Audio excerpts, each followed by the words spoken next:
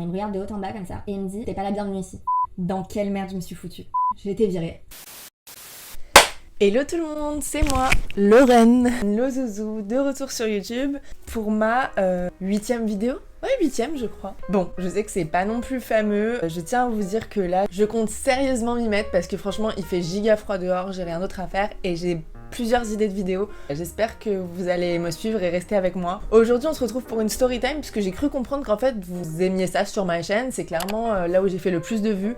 Donc, comme je vous avais dit, moi, si vous aimez les storytime, je vous chie des storytime. Avant de commencer, comme d'habitude, venez me soutenir sur Instagram. Je vous laisse aussi vous abonner à mon compte YouTube pour me donner un peu de soutien, de force, pour me dire vas-y Lorraine, continue. Sinon, je sais pas si ça vous plaît ou pas. Donc voilà, si vous kiffez, abonnez-vous, laissez un commentaire, un petit pouce bleu, c'est gratuit, ça coûte rien et moi, ça me donne de la motivation. Je compte sur vous. Aujourd'hui, je vais vous faire une storytime de mon premier job en Australie. Je l'ai appelé le job de l'enfer, mais voilà, c'est vraiment pas le pire job que j'ai eu de ma vie. C'est juste pour aller dans la lignée de la deuxième storytime que j'aimerais faire sur l'Australie et sur mon deuxième job qui pour le coup a été catastrophique, affreux, horrible. Et voilà, normalement je vous ferai une deuxième storytime, si ça vous chauffe, dites-le moi. En tout cas, moi j'ai vraiment envie de vous raconter ce deuxième job. Là, c'est une petite mise en bouche. Avant de commencer, j'aimerais faire un petit warning. Voilà, je sais que 99,9% des Français qui sont allés en Australie ont surkiffé l'Australie et je sais qu'il y en a pas mal qui vont me tomber dessus en mode mais Lorraine, l'Australie c'est trop bien, c'est juste que tu t'es mal débrouillée et tout. M'engueulez pas. L'Australie, ça s'est mal passé de A à Z. Je ne sais pas pourquoi, je sais pas. Genre, je suis quelqu'un qui tire que du bon de ses voyages. Généralement, je reviens hyper contente de découvrir des nouveaux pays, etc. L'Australie, ça n'a pas collé. Voilà, je vais pas vous spoiler, mais vous le ressentirez de toute façon avec ces deux storytime. Pour vous expliquer un peu le contexte, en fait, je suis partie en Australie à la suite de mes études.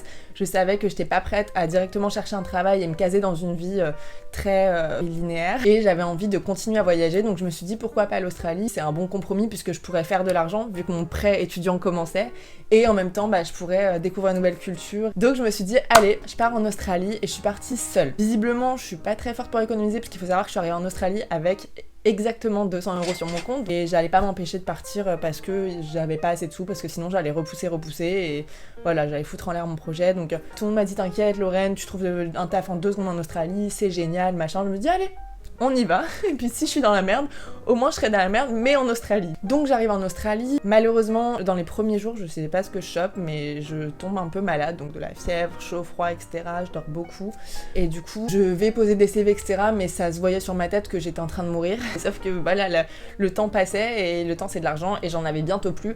Donc je postulais et en fait j'ai fait 2-3 essais dans des bars, dans des restaurants, j'ai pas été prise mais en fait je les comprends parce que j'étais dans un état lamentable et genre limite quand je marchais on aurait dit une vieille, enfin ça allait pas quoi. Bref, tous les jours je faisais un peu les sites de recrutement etc. et un jour je tombe sur une annonce de HelloFresh, donc une marque que je connais très bien. C'est des box en fait de nourriture que vous recevez toutes les semaines, un sac pour chaque recette avec tous les aliments pour la recette et une fiche recette. Honnêtement c'est au top, c'est pas une sponsor, hein. J'aimerais bien avoir des sponsors, mais bon, c'est pas avec 900 abonnés que je vais y arriver. Mais HelloFresh, si vous passez par là, n'hésitez pas. Du coup, je vois une annonce de HelloFresh, genre nous cherchons des backpackers. Sur la photo de présentation du job, je vois des jeunes qui sont en stand et qui ont l'air d'expliquer à des gens un peu comment ça fonctionne, etc. Comme dans un salon, en fait, où ils présentent HelloFresh, je me dis, génial, ça me correspond trop, j'aime trop parler aux gens, j'aime trop expliquer et tout. Donc je postule, j'envoie un petit mail, mon CV, et pour bien failloter, pour dire voilà je vous connais déjà, j'envoie une photo de moi avec une box HelloFresh, genre vous me connaissez pas mais moi je suis déjà avec vous. 1 heure après ou 2, genre je suis rappelée. Genre j'étais trop à l'affût des appels parce que je distribuais des CV comme ci comme ça et du coup je décroche. Hello, yeah, I'm Lauren. Je donnais mon best accent, genre ma best bonne humeur, etc. Et ils me disent ouais viens demain pour un entretien et tout. Je me dis mais génial, genre enfin la vie me sourit en Australie. Je débarque le lendemain en entretien, super motivée. Je rencontre le directeur, visiblement je pense de Sydney. Qui était un grand monsieur, voilà, d'une trentaine d'années. Les locaux étaient juste géniaux, genre trop ambiance start-up. Et du coup, j'ai ce fameux entretien, je me présente, il me posait des questions, je répondais, enfin, je sentais qu'il y avait un feeling. Et vient le moment où en fait il commence à prendre la parole et m'expliquer un peu mieux le job. J'étais trop en mode enthousiaste. J'étais en mode yeah, je comprends et tout. Mais à un moment, trou noir dans ma tête, j'ai lâché. Je comprenais pas ce qu'il disait. Faut savoir que l'accent australien est très très compliqué à comprendre. Et si vous pensez que j'abuse et que j'en fais trop, honnêtement, je vais vous mettre une petite vidéo. Allez la voir avant de continuer cette vidéo pour comprendre à quel point l'accent australien, quand il est vraiment prononcé, est incompréhensible. Et du coup, il m'explique le job, mais je ne comprenais pas, juste j'essayais de réagir quand il y avait des silences. Et bref, il me dit, bon bah c'est bon, t'es chaude et tout. Je dis, bah ouais, grave. Il me dit, bah vas-y, il se lève, il me serre la main, il me dit, bah t'es prise. Et là, genre, je me dis, mais génial, genre Lorraine, t'es une boss. T'as 200 €, tu arrives, t'as un taf, tac, tac, tac, t'es trop forte. Je sors, j'étais la reine du monde, je vais m'acheter un donut, je vais au port, je fais des petites stories en mode je suis heureuse. J'arrive le lendemain, et là, du coup, on se retrouve une dizaine de jeunes, vraiment de plein de pays différents, mais vraiment que des jeunes très jeunes. On a un espèce de coaching d'un mec qui a un tableau, qui nous fait des simulations, qui nous explique comment convaincre le client. Et de là, on me donne un petit polo. Franchement, il était pas beau du tout, et voilà, c'est en mode tu bosses à McDo, enfin, en gros, tu représentes la marque, donc c'est un polo noir avec écrit Hello Fresh, et on monte tous dans un van. Je me dis ok, on va aller à un salon ou à un marché, j'en sais rien. Et je vois qu'on commence à faire beaucoup de routes, s'éloigner beaucoup de Sydney. D'un coup, les immeubles sont des maisons, et d'un coup, les maisons sont des champs. Et en fait, on a fait 2 heures de route, et on se retrouve vraiment dans des quartiers résidentiels type Wisteria Lane. Si vous connaissez pas, je sais pas ce que vous faites de votre vie. En gros, voilà, vraiment des quartiers résidentiels, des maisons, des petits jardins, un petit garage devant. Très très calme. Et de là, en fait, je vois tout le monde qui commence un peu à s'activer. Je me dis bon, ok, donc moi on me donne une tablette. D'un coup, on s'arrête devant une maison. Et il y a un gars qui sort du camion. Littéralement, il saute, genre super motivé et tout. Genre, on est des Jones dynamiques. Et on referme la porte, on est en mode bye et tout. Et là, je me dis, mais qu'est-ce que c'est que ce délire? Qu'est-ce qui se passe? Pourquoi on le laisse ici? Pourquoi on part? Genre, attention, on va le perdre. Et en fait, au fur et à mesure, je comprends qu'on dépose chaque personne dans un endroit. Et qu'en fait, mon job, c'est du porte-à-porte. Et là, je me dis, mon Dieu, dans quelle merde je me suis foutue. Et vient mon tour en fait de sauter du van. Il y a un gars qui me dit écoute, vu que c'est ton premier jour, tu vas venir avec moi. C'est un gars, il avait 18 ans, genre vraiment tout jeune. Il était sympa, je sais plus son nom, on va l'appeler Thomas. Il a bien une tête à s'appeler Thomas. On descend ensemble et il me dit écoute, tu vas me suivre, je vais taper aux portes, comme ça tu vois un peu comment je fais. Lui, il venait d'Angleterre, donc au moins il avait déjà l'anglais fluide, même si c'est un accent différent. Et du coup, je vais avec lui, il tape aux portes, etc.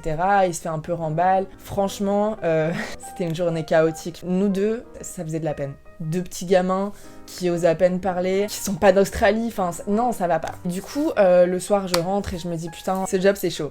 J'écris un peu sur le groupe WhatsApp parce qu'on avait un groupe WhatsApp et je demande un peu le salaire parce que bien sûr je ne savais même pas. Et là on m'explique qu'en fait la première semaine on est payé 300 $ en fixe et qu'après à chaque abonnement qu'on démarre avec un client, on gagne 100 $ dans notre salaire de la semaine. Ça fonctionne à la semaine. Donc en gros on m'a dit tu touches 300 la première semaine, 300 la deuxième en fixe et après plus de fixe, c'est qu'à la com. Donc je me dis ok, bon, c'est vraiment pas grand chose 300, surtout en Australie. Donc ouais, tu vis pas avec ça, mais je me suis dit bon maintenant t'es là, donne ton max. Et je me suis reboostée en fait ce premier soir, en mode vas-y, t'es là pour te prouver des choses. Le lendemain, donc mardi, je me retrouve seule, on me jette devant une porte, etc. Et je commence à couvrir en fait le quartier que j'étais censée couvrir. Franchement, je vous assure qu'il faut avoir vraiment les épaules solides. Pour se motiver, sous une chaleur écrasante, un deuxième jour de taf, à pas trop encore être habitué au pays, oser taper aux portes et vendre un produit que tu connais mais pas de fou, c'est très très difficile, genre tu te sens un peu tâche. Bref, je commençais à taper aux portes, etc.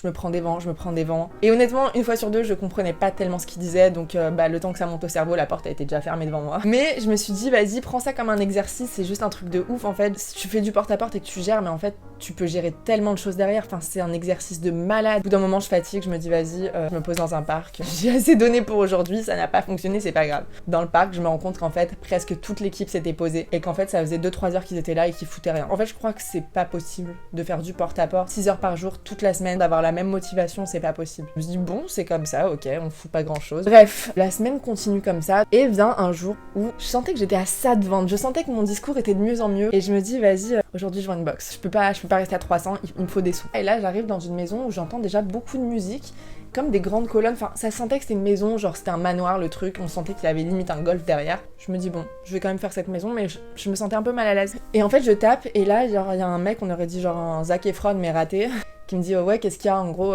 qu'est-ce que t'as, la vieille meuf. Et moi j'étais en mode avec mon vieux polo comme ça, et je lui dis Oui, donc voilà, Hello Fresh et tout, c'est sympa, tu veux pas acheter?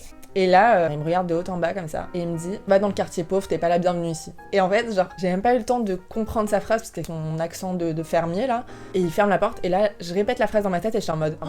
Et je sais pas pourquoi, ce jour-là, ça m'a mis un coup de malade, mais genre, je me sentis minable. Ce jour-là, genre, j'ai eu une grosse vague d'émotions en mode. putain, je suis toute seule dans ce pays, j'ai aucun soutien, je suis tombée malade, j'ai pas d'argent, bientôt je vais dormir dehors. Les gens me parlent comme une merde, genre d'un coup je me sentis pas bien et je me suis dit putain c'est une galère depuis que je suis là, j'en peux plus. Ce jour-là j'ai pas réussi à continuer à taper aux portes. Bref, après j'ai continué, j'ai passé le week-end, je suis revenue la semaine d'après et je me suis dit de toute façon je ne partirai pas de ce job tant que j'aurais pas vendu une box. Parce que pour ma fierté, je pouvais pas commencer l'Australie en me disant je fais un job et j'abandonne. C'est-à-dire je me suis donnée et ce que je retiens il est négatif et il me rabaisse, c'est pas possible. Un jour où j'ai tapé à une maison, je tombe sur un monsieur qui ressemblait un peu au commandant un peu bizarre dans The Handmaid's Tale. Je vous mets la photo du mec à qui il me fait penser. C'était un petit monsieur et sa maison était un peu sombre quand il m'a ouvert, etc. Genre ça faisait un peu sombre, lugubre, mais il avait l'air gentil. Et j'ai papoté avec lui un petit temps, je commence à lui donner un peu des arguments. Et il me dit tu t'as une com sur ça et tout? Je dis bah ouais. Il me dit allez vas-y, je te prends une box. J'étais en mode t'es trop gentil et tout, c'était tombé du ciel. Et du coup, il m'a pris une box et voilà, j'étais trop en mode bon bah c'est une victoire. Le vendredi, on est tous allés dans le van et ce jour-là, tout le monde était en colère contre le boss. Parce qu'en fait, le boss, tous les matins, il nous faisait des coachings et il nous remontait un peu les bretelles en mode vous êtes des merdes. En gros, ça voulait dire ça. Et du coup, tout le monde était en colère un peu de la non-reconnaissance du boss. Et le vendredi de la deuxième semaine, on s'est tous retrouvés dans le van et le mec le plus ancien du groupe, en fait, qui était censé être le plus fort, etc., il nous a dit vas-y flemme, aujourd'hui on bosse pas. On est resté dans le van toute l'après-midi, on a regardé des séries, on a papoté, on a joué à des jeux, etc. Et on était vraiment tous en train de pester contre le boss. Moi pas vraiment, mais j'étais en mode bah ouais vous avez raison, s'il est chiant et tout, vas-y pourquoi pas. Et en fait le boss a rodé qu'on était tous un peu en train de se retourner contre lui. De là j'ai pas trouvé de job, genre je cherchais à côté mais je trouvais toujours pas. Et du coup je me suis dit bon bah tant pis, je continue, je fais la 3e semaine, même si je suis pas payée, j'essaye, au moins j'ai une chance de faire de l'argent. Le week-end, en fait, je crois que tout le monde a été viré. Je me dis, c'est bizarre, j'ai pas reçu de message. Je sais que le boss m'aimait bien, donc je me dis peut-être qu'il a viré tout le monde sauf moi. Et lundi, je dis au boss à quelle heure je viens. Il me répond pas. Et du coup, je lui dis est-ce qu'il faut que je vienne? Il me répond pas. Je me dis bon bah je vais pas y aller parce que je savais bien qu'il y avait un truc bizarre qui se tramait. Et lundi soir, je lui dis tu sais, tu peux me dire si je suis virée. Et il me répond genre le lendemain matin, oui effectivement, ne viens pas, t'es virée. Je lui dis mais pourquoi? Il me dit écoute, l'équipe, il y a un fruit pourri dedans. En gros, faut que je refasse une équipe toute neuve parce que sinon ça va pas aller. Bref, j'ai été virée. Et voilà. Honnêtement, ce job, c'est bizarre, ça a duré que 2 semaines, mais il m'a beaucoup appris. Je me suis vraiment sorti les doigts du cul, si je peux me permettre. Parce que voilà, en fait, on m'a lâché à l'autre bout du monde, devant des portes, devant des Australiens. Je suis quand même de nature un tout petit peu timide au fond, dans le sens où voilà, j'ai vite peur de déranger, etc. Franchement, c'est un exercice qui, je pense, a vraiment construit ma personnalité, même si c'était 2 semaines, c'était 2 semaines intenses. En tout cas, dites-moi un peu, ceux qui sont allés en Australie, si vous avez fait le même genre de job. Je trouve ça un peu cocasse, en fait, d'avoir accepté un job sans comprendre vraiment ce que c'était.